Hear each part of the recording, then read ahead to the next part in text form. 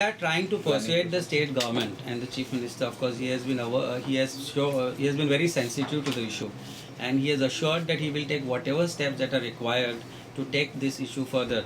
We would impress upon the government to file a curative petition or file an independent petition or maybe an application in the same petition to seek exemption for the state of Goa, because exemption is the only solution to this problem. Saving 1,000 outlets and letting go 2,000 outlets will not be a solution, because the majority of the bar and restaurants and small retailers are along the highways. So we are trying to impress upon the state to state or tell the Supreme Court that the demography of Goa is such that all the settlements are around the or besides the highways, and of course the settlements and the bar and restaurants as well as the retailers were prior to the said roads being declared as highways.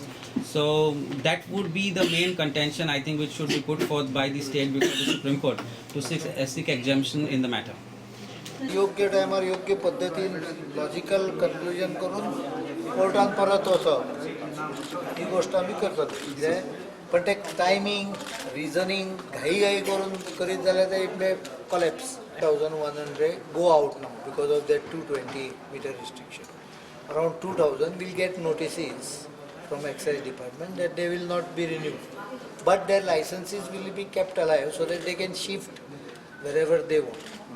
Exact फाल्यां सगळें जालें की हांव सांगता, but this is more or less line of action.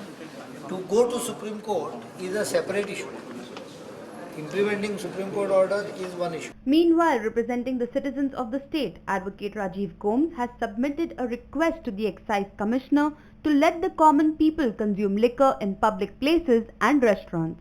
I conveyed my written request to the Commissioner of Excise, along with a request that direction should be issued to all excise officers, inspectors, that they should not stop citizens from carrying their own liquor into restaurants, even which are situated within prohibited areas from highways.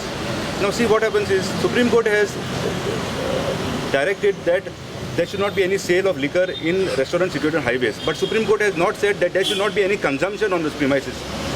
The Goa Excise Act also does not say that consumption of alcohol is prohibited in any public place. So